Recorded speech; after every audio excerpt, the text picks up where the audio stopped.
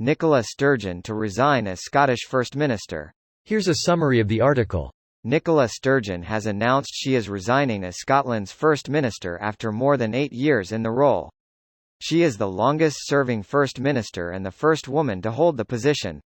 Since the very first moment in the job, I have believed that part of serving well would be to know, almost instinctively, when the time is right to make way for someone else, she said.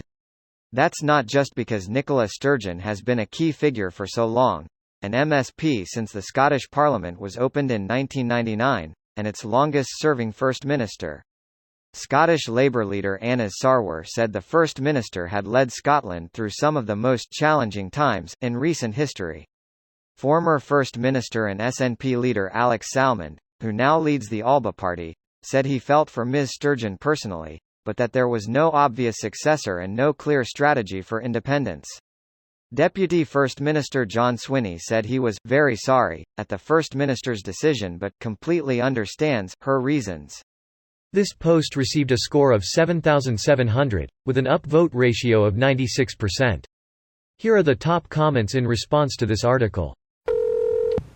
Is there anyone with a fishy name to take over after Alex Salmond and Nicola Sturgeon? Captain Haddock. Blistering barnacles. Thundering typhoons. A Tintin shoutout, in my Reddit? Treason. Revenge. And now I need to break out my collection and read them again. Ectoplasms. Patagonians. Vampires. Vegetarians. We've had one minister, yes, but what about second minister? Pippin, I don't think they know about second minister. I was hoping for this comment less than 3. As a Scot, this worries me far more than many things that might seem a bigger deal. And it's going to force me to start my campaign for First Minister earlier than I'd expected. Do it. Given the issues that contributed to her resignation, I'm not sure Scotland is ready for a non-binary First Minister. Kilgore Trout.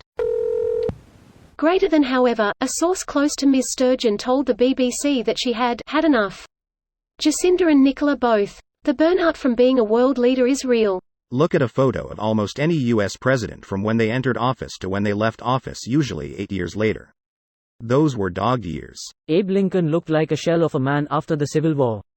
To be fair, Lincoln looked like a shell of a man before the Civil War.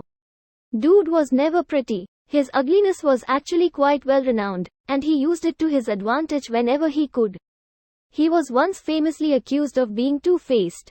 He pointed at his face and said, "Mom, if I had 2 faces, do you seriously think this is the one I'd choose to wear?" Honestly, I don't even think he was genuinely that ugly. Just incredibly odd-looking, which he was in every way imaginable, physically. I feel the same way, but I wonder if that's just because I've seen his face for my whole life and I'm used to it. If I saw him for the first time, I'm not convinced I'd have the same reaction. I think that's it. If you hadn't seen his face before, and Abe Lincoln was waiting behind you in line, well, I'd quietly mutter, "Yikes." The SNP have largely spent the last 10 years picking low-hanging populist fruit, kicking difficult decisions into the long grass, figuring they can sort everything out once they have obtained independence, and it is all starting to come home to roost. The bottle cap tax that is coming in later this year is particularly unpopular amongst the SNP's working-class supporters. When it comes to Scottish independence, a lot of the SNP supporters also increasingly feel that her strategy was completely wrong. It was a complete waste of everyone's time and energy. This video was automatically created by Reddit to speech.